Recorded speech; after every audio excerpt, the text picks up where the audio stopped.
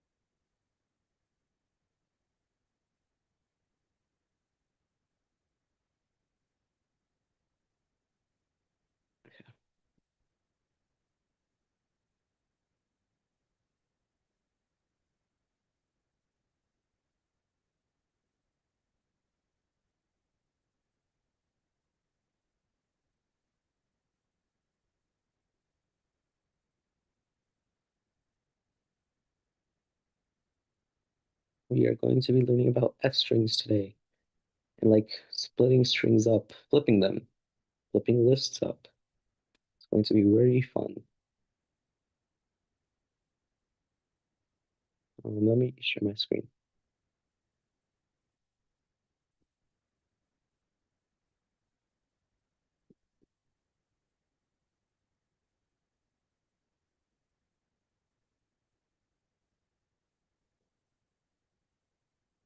Okay, like yesterday, I'm going to make it a bit more interactive.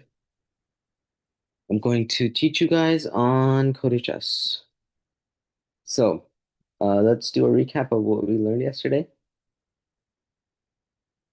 We learned functions yesterday. So I wrote these functions before class. The first one adds two numbers, num1 and num2, and it gets a total value, which is num1 plus num2, and then it prints out the first number, the second number, and the total. The second one does the same thing, or it doesn't do the same thing. It multiplies the two numbers and then returns the result. Um, what I didn't teach you guys yesterday is this part. And actually, this is like really easy. If you have three quotation marks on each side of a string after you define the function, like after that function header, this is called a header. After that line of code, if you write this, it just describes the function. There's no actual functionality to that line of code, but like if you were on a different IDE, if you were like on VS Code or like a different coding environment other than CodeHS, then you would be able to know what the function does. It would like highlight and then it would show you what the function does. So this just describes the function. It's for better readability and like sometimes you have like 1,000 line of code and like you have more than that sometimes and you just forget what the function is supposed to do and it just like tells you what the function is supposed to do. So let's try it out. Adding two numbers, let's do 6 and 7. We print this out and the first number is 6, the second number is 7, and the sum is 13. The second function, 6, 7, and it's not going to do anything because it returns the value instead of printing it out. So we have to print out the function call, which is 42. Whoa. So yeah, that's just the recap from last time. In addition to this, oh, also, you can't use the variables a, b, or like num1 or num2 outside of the function. You can only use them inside the function. Same with total. So variables you define inside the function are only to be used inside the function. You can't use them outside the function. For example, after I call add two numbers function, if I try to say print num1, it's going to throw an error because num1 it doesn't recognize num1. It's not defined. So you can only use the variables that you made in the function. You can't use them outside the function. So just Can you thing to, use them inside another function? I'm sorry, could you repeat your question, please? Uh, could you use num1 and num2 inside multiply two numbers? Nope, Like, you cannot. No, you can only use them inside the function that they're supposed to be, that they were declared in. okay. So What if you declare them in multiply two numbers? And if you define them with the first function, would you, so you would have to define them again then, right? okay, yeah. So if you want to use num1 or num2 in this function, then Mm-hmm. you would probably have to return it from the first function, or just Mm-hmm. like initialize them over here. So say num1 and num2, but these are going to be different num1 and num2. So Okay, so it can't be the same num1. yeah, they're not the same. Okay. Yeah. In other programming languages, there is this thing called pointer and like references. I, I'll have to check if Python has that too, but in that case, then it would be the same. But that's for a later topic, a later day. Okay. Wait, how many weeks of this course is there? I think we have like a few more weeks. I'll have to like double check with the Okay. yeah. Okay. So yeah, functions.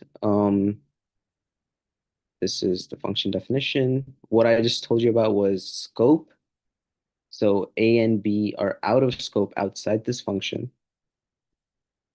And let's learn something new. Let me just clear the terminal. This is called the terminal or output. Okay, say we have a string named name, which has hello world. Okay, so now I only want to print parts of the name or of this variable. So I only want to print the first half. I only want to print the hello. I don't want to print the world. How do I do that? How do I cut up a string? Is that possible? And actually, yes, it is possible in Python. And it's actually really easy. You have name, you have the square brackets that you use for lists. Oh, I didn't know if you guys realized this, but strings are also kind of like a list. Um, if you do name and then at index 0, it will return the first character. If you do at index 1, it will return the second character.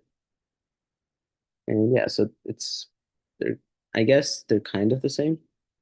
Um, okay, so how would you only get the hello out of hello world?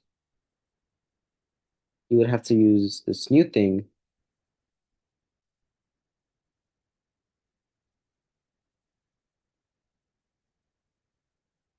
called index slicing. It's like slicing the string. This is like the notation for it. If you run that, it says hello. Okay, so what does this mean? The first value over here is the starting index. So it starts at index 0, which is h.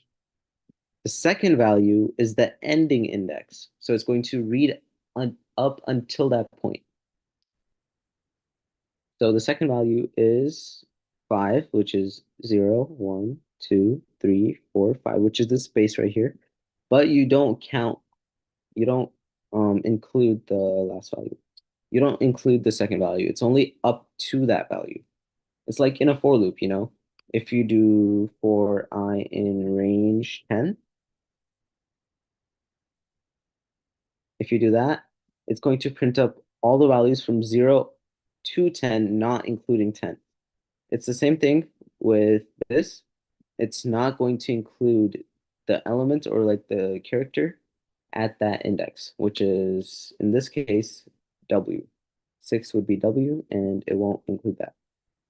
5 would be the space, and Wouldn't then 6 be the space? no. Wait, let me Oh, yeah. 0, 1, 2, 3, 4, 5, 6. Yeah, 6 is the W. Okay. Yeah. So if you did five, you would still get hello though, right? Yeah, if you did five, you still get hello. Okay. Yeah, if you do six, you get hello and the extra space over here. Okay, so that's really cool, but you know, I'm just not feeling the hello. I want hello, but I want it to be flipped. So I add another colon and I do -1. And now you get nothing. Great. Let's see. I think it's from I think you have to flip these maybe. Okay, almost.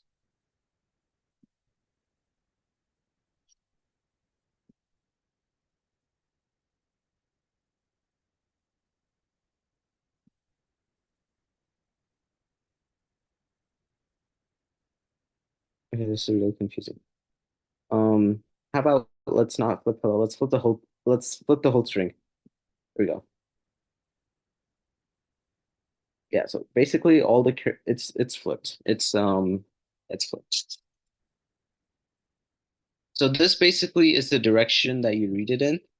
If you set this equal to 1, it will read it from left to right and increment. This is basically like the increment value. Why are Uh, there two colons? the two colons are, look, if you didn't have the two colons, it would just like get the value at 1, right? Which What is if you had one colon? if you had one colon. Oh yeah, let me tell you about this. If you don't put any values in there, it's just going to do what it's supposed to do, which is it's going to print hello world. Um, it's going to assume that the first value is 0 and the last value is the length of the string. That's what it's going to assume. So if you only have one column, column, it's just going to do what it's supposed What to if do. it's a colon and one or -1? Colon and one, Oh, so it's it's going still to just assume the first one is 0, right? And the okay. second one is 1, which is E. So it's going to go up to E, not including E, and it's going to print out the value. You need two colons. Huh? You need two colons to flip it or like for the whole thing. Yeah, you need two colons to flip it. This is the increment. The third one is like incrementing. So you need two colons to flip it. So it's going to assume the default value for this, which is 0, and the size of the string, and then you can flip it. Isn't that really cool? In fact, you can also do this. You know, originally it's 1, right? So if you did this, it's going to be the same thing. Or you can put 1. It's like the default value. But if you put 2, it's going to count every other word. So it's going to be H, then the L, then the O, then the W, then the R, and then the D. See that right here. So it counts up every other value. And if you do 3, it counts up every other value. It like, yeah, it's so cool. Um, so yeah, that's how you like manipulate strings. And this also works with lists. Yay. So say you have a bunch of names,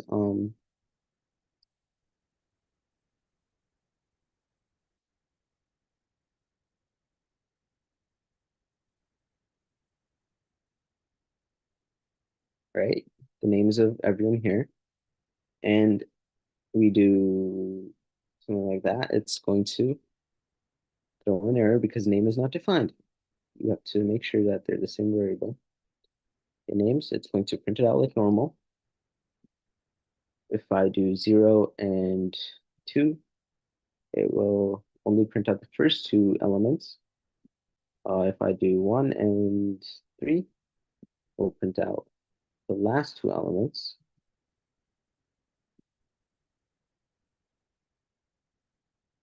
And yeah, and you can also make a -1.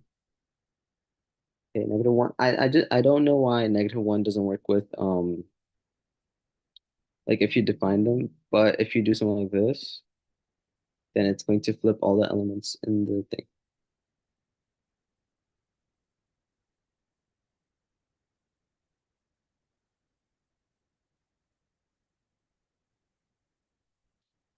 Okay, yeah, my bad, I'm back. So it's going to flip all the elements in the list.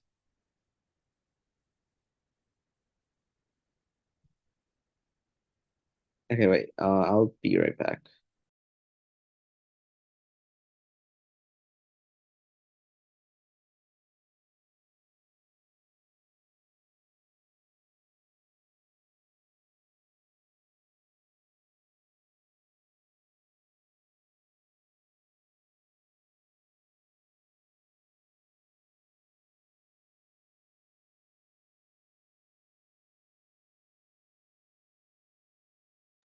Okay, sorry. Uh, okay, if you do -2, it's going to print out every other value starting from the back. So it starts with this one, then it skips, and then it goes to the first one. And -3, it's only going to print the last value. Um, oh yeah, you can also do this. Remember how to get an element at the first index, you would use 0? To get an element at the last index, you use -1. Like that. That's the last index. To get element at the second to last index, you would do that. So yeah, it's really cool.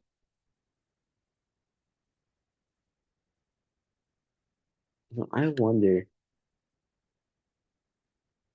what if you had, what if you take um the index, which is a string, and then you do the same thing again and like flip it. Is it going to flip my name?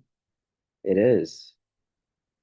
So yeah, you can take it, and this is basically the same as Servesh, and then you can edit that too.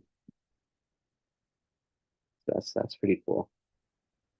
If this is multiple values, it's probably, oh, if it's multiple values, like Servesh and Vian, um, it's going to make this into a list, and then it's going to flip the list. So it should say Vian and Servesh. Yeah.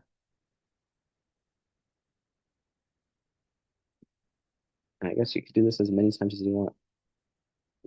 Add a 0 here. I got Vian's name, and then I do -1, and I flipped it. Whoa. So yeah, that's like manipulating strings and lists. This is useful, especially if you want to like find like a palindrome. Do you guys know what palindromes are? Yeah. Yeah, it's like A and A. It's like if you read right to left, it's the same as reading from left to right. Um, so say you wanted to check for that for some reason, you can make a function, right? Uh, function, I'm just gonna say P for palindrome, and it takes in a string, I'll call it S, and then it returns true if the string is a palindrome. So you would check if S is equal to S inverted, you return true, else you return false. In this case, oh yeah, also inside of the function, when you return a value, the function stops. So in this case, if you do return true, the function stops. You won't return false and true at the same time. It's just going to return true if you get in the if statement. If you If it don't, returns true, it won't print true, right? if it returns true, it won't. It'll just like stop. The function just stops. Okay, will it print true or would we have to say print Oh no, it won't print P? anything. Print is only Okay, like print. Yeah. okay. Return false will only run if this if statement is false. if this condition is false, which means if the string is not a palindrome, then it will return false. So let's try that. So P of, oh, let's say, it's, okay, and it should return false because that's not a palindrome. If it returned false, why is it showing false? We didn't print it. Oh, we did print it. Oh, Yeah, my we bad. did print it, yeah. And in this case, again, false. But now let's say we have a palindrome, which is, that's not a real word, but whatever. That's true because this flipped is the same thing. In other programming languages, it would be so hard to do this, like to write this function. You have like it would be really hard, but Python makes it really easy for us. So yeah, that's how you do that. Okay, let's play GameKit. Do any of you guys have any questions before I start the GameKit? No. Okay, let's play this. Did you guys like Color Flash? You know, just like without me. Do you guys want to play against each other? Um, I'm just gonna assume yes. 5 minutes, okay.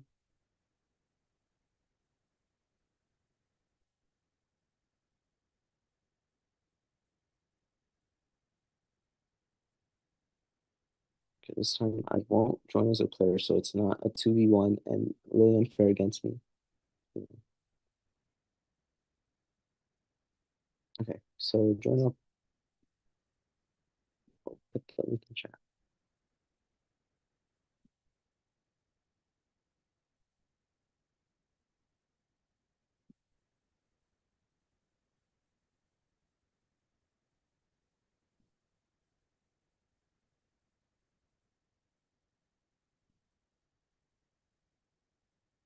Hey, sorry.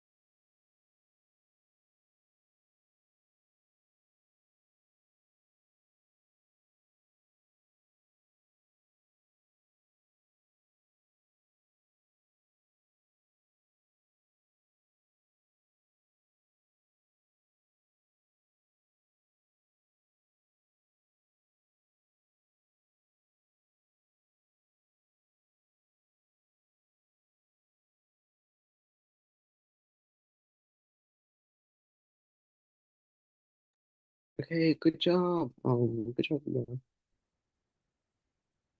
And Musa, because like 21 questions answered correctly. Yay. Uh, wait, view report. It's the new thing. Oh, the most incorrectly answered question. I think that. Oh, my bad. No, I read it wrong.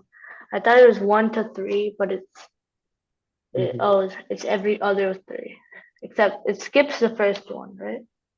It starts at B and then it would go to E and H and K Okay. and N. Yeah, it's going to skip two in between and it's going to skip the first one. It's going to start at the second one. Hmm. Yeah. Okay, so that's one. Another one is which of the following is the correct way to format a float? Oh, I didn't teach you guys F strings. Ah, it's fine. We'll cover that next week. Um, this is an F string. So you have a variable.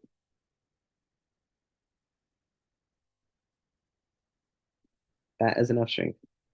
Basically, instead of having to concatenate using like the pluses, you just do uh curly braces and the variable.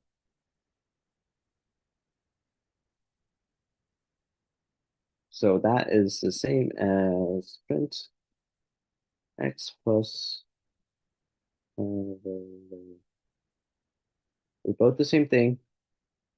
I spelled it wrong, but this is it looks better and it's useful. Like if you want to round things round it pretty easily. But yeah, we'll cover that next week, so don't worry about it. Your homework for this week is the rest of module 9, I'm pretty sure, because I'm pretty sure we've learned all of it. Yeah, I want you guys to do functions and parameter. Let's split it up. I don't want to give you guys too much homework. Let's say 9.2, 9.3, and try to do 9.4. If you can do all of them, that's amazing. Go for it. But um, don't go ahead. Don't go to unit 10. And yeah, you could do them at your own pace. Just try to get at least the first three done. At least 9.1, 9.2. Actually, no, we already did 9.1. Never mind. At least get to 9.4. So do 9.2, 9.3, and 9.4. Okay? Um, okay, so that's your homework. Okay. Bye.